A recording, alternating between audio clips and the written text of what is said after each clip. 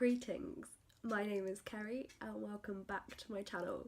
Today I'm bringing you my TBR for the Tome Infinity and Beyond Readathon. Before I get into that though, apologies for the shell-shocked appearance and croaky voice. I got back from my trip to Ukraine quite early Sunday morning. My parents met me at the airport and we got back to their house about 12:30 in the morning on Sunday. I picked up a really nasty cold while I was there, so I'm feeling very much under the weather and jet lagged. It's now Monday. I'm filming this because I have nearly got to the end of all the videos I pre-recorded before I went away, all the ones I'd programmed to be published. I do have one left that I haven't edited yet, but I needed a video to go up on Thursday and this was the best opportunity to film this TBR before the readathon starts, so I'm feeling quite under the weather and a bit spaced out, which is probably appropriate seeing as this is a space-based readathon, but never mind, let's get into it. So the Tome Infinity and Beyond Readathon runs from the 7th to the 21st of September. I really love this concept, the way they've organised the readathon. I've not seen anything like it before and I think it's really clever. It also really appeals to me as a mood reader because there are options for what order you read things in and there's such a big variety. There's a number of challenges, you're not expected to complete all of them, but you can sort of take them in a various order. I'm not explaining this very well, so I will link to the announcement videos if I can find them that it will explain it much better.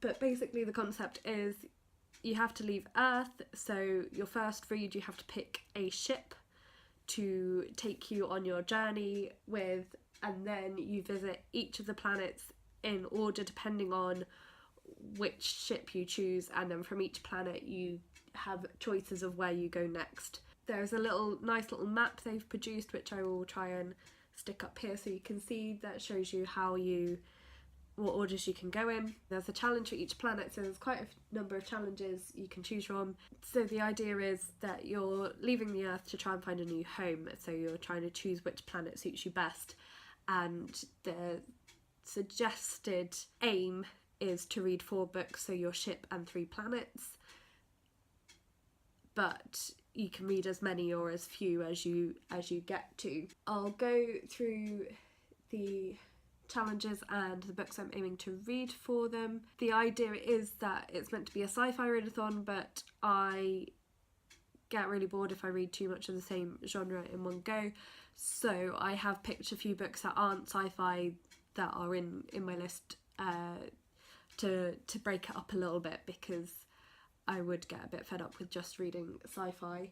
And a couple of the books, I've got way more than just the number of challenges because I've picked options for a few of them because I'm such a mood reader.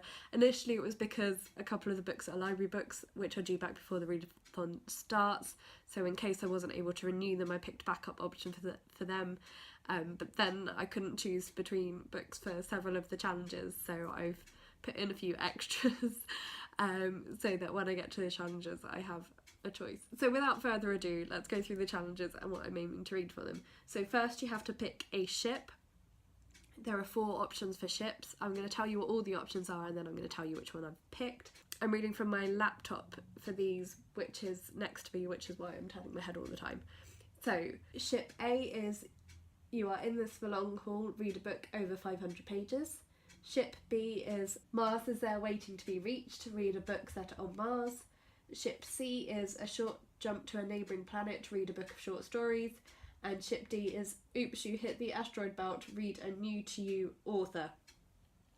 So I've been a bit clever with this, I think, because the book that I've picked for my ship would meet either ship C or ship D. It's a new to me author and it's a book of short stories, and it is I Robot by Isaac Asimov. I've never read any Isaac Asimov. I have nearly all of his books because my dad has recently reread them and given them to me, so I'm really keen to get into these. So this is the first in the Robot series. It is a collection of short stories. It's pretty much foundational for a lot of science fiction involving artificial intelligence, robots and that sort of thing. So I've been really keen to read this series for a really long time. So this book would work for either Ship C or Ship D, which would then give me options for what I wanted to read for my second book. So this was my first choice for my ship, although so I printed off an Isaac Asimov reading order, and this is suggested as the first book you should read, although my dad recommends reading Bicentennial Man by Isaac Asimov as the first. He said this chronologically should come before that robot series, although it was published after. This isn't actually listed on my Isaac Asimov reading order, so I might decide to read this one, but then that would not count for Ship C, only for Ship D, so I will probably read this one, and I might include this one for one of the other challenges. Right, so that's my ship. Will either be Ship C or Ship D. As I say, a bit indecisive, and I'm planning this quite far ahead still for me, so I don't tend to like planning my reading. So yeah, so on to the planets. So planets, they're not all just planets. So the first one is actually the sun. Read a book featuring a solar based event. So I struggled a little bit with this one to start with, and in the end I've gone for this book called The Ship, which I picked up from the library.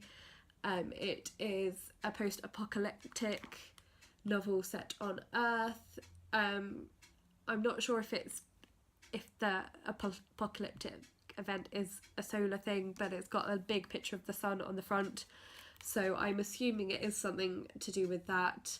The premise seems to be that the main character is a girl called Lala, and her father is trying to collect people to live on this ship that are to form a new society. It sounds really interesting, so this is my first choice for my solar-based event book, but as I said, it's a library book, so if I can't renew it, then my backup choice is 1,000 Splendid Suns by Khaled Hosseini. This is not science fiction, but it's a book I've been meaning to read for a long time. Again, this very loosely fits the challenge. I've gone for it because it's got suns in the title, so I'm not really sure what it's about, but I loved The Kite Runner, so I'm pretty sure I will love this one too, and I'm choosing it because it has suns in the title, so therefore solar. Bending the rules slightly probably, but never mind. Next is Mercury, which is a book under 250 pages. So again, I've got a few options for this one. My first choice for this, the one I'll probably go for, is Out of the Silent Planet by C.S. Lewis. This is first in the, are they called the Paralandra series? I think that's what the name of the series is. So I've not read C.S. Lewis's science fiction books before. This is a trilogy. I grew up reading Chronicles of Narnia. They're one of my all-time favourite. That's one of my go-to series. I reread it every couple of years, and I love his theology writings. I've had mixed things about this series, particularly his representation of women, but I've been really keen to read it for a while. So this is the first one in that series. So that's the one I probably will read for my under 250 pages, but I have a couple of options again for this one. So the second one I might read for this is Lifted. This is one of my death row books, and I've been really bad at reading my death row books. So this one, which should be a really quick read, it's only 214 pages, and it's a YA book about a shoplifting blogger. So could be quite fun. Again, not a sci-fi one. And then my third pick for this is The Ocean at the End of the Lane by Neil Gaiman, which I've heard a lot of good things about. I'm not entirely sure what genre it quite fits into, but looking forward to reading that. So the actual book, my edition seems to be slightly longer than 250 pages, but the actual book finishes on page 235, and then there's an interview with the author afterwards. So that is one I might read as well, depending on what mood I'm in. As I say, I probably will go for the C.S. Lewis, but I might change my mind. The third planet is Venus, favours the bold. Read a book with a bold female main character. So my first choice for this is The Counterfeit Guest by Rose Melican. This is the second book in the Mary Finch trilogy. I read the first one last autumn and loved it. Mary Finch is definitely a bold female character. This is historical fiction, but a really fun series, so this is one I'm most likely to go for this. Obtained another book recently that I think will fulfill this title, so at the start of August there was a hashtag going around Twitter called Bookish Wish, where people were offering to grant a wish, buy a book from someone's wish list for them, and a very lovely person named Rachel chose me to receive a wish, and she has sent me Cinder by Marisa Meyer. I've heard so many good things about this series. It is a science fiction retelling of Cinderella, so I'm really keen to read this, so I might choose this one for my bold female character. The next challenge is Mars, Martian Invasion. Read a book featuring aliens. So for this I have gone for Old Man's War by John Scalzi. I've heard good things about John Scalzi as an author. I've not heard people talk about this book specifically, but I've heard good things about some of his other books, so quite excited to read that. The next challenge is Asteroid Belt, an iconic flight obstacle.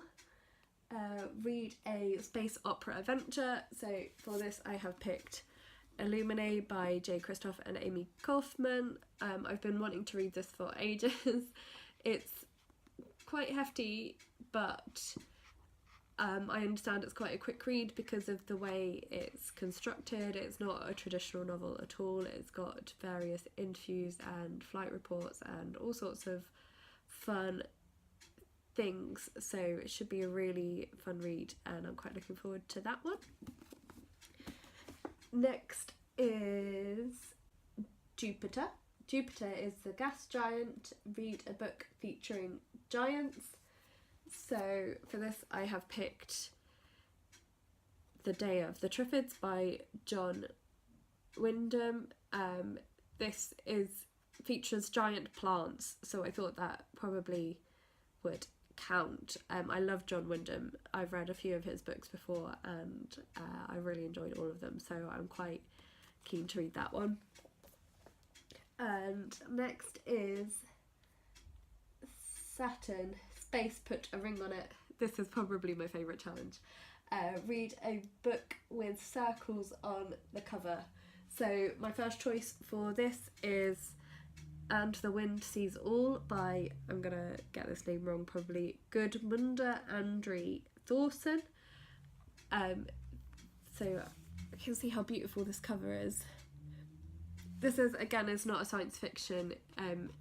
This is, I'm not quite sure how to describe it, but it is an Icelandic author, so it will count towards my Read Around the World challenge.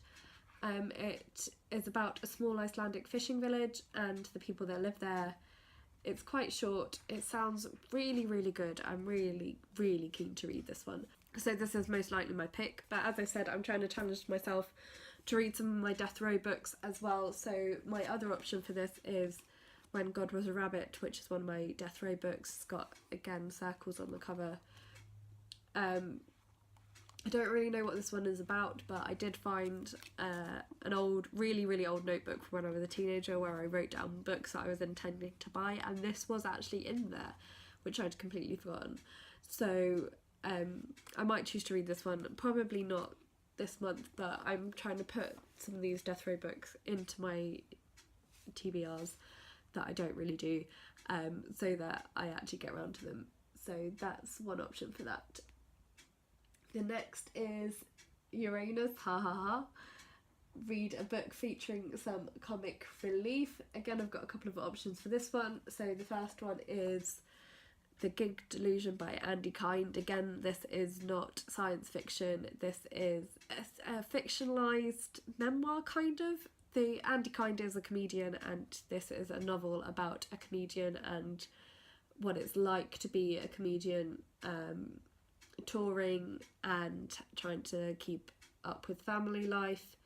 I actually bought this for my dad for his birthday a couple of years ago when I saw Andy Kind do a comedy gig and had it signed for him, and he lent it to me soon afterwards, and I haven't read it yet, and it was about 5 years ago, so I really need to read it and give it back to him.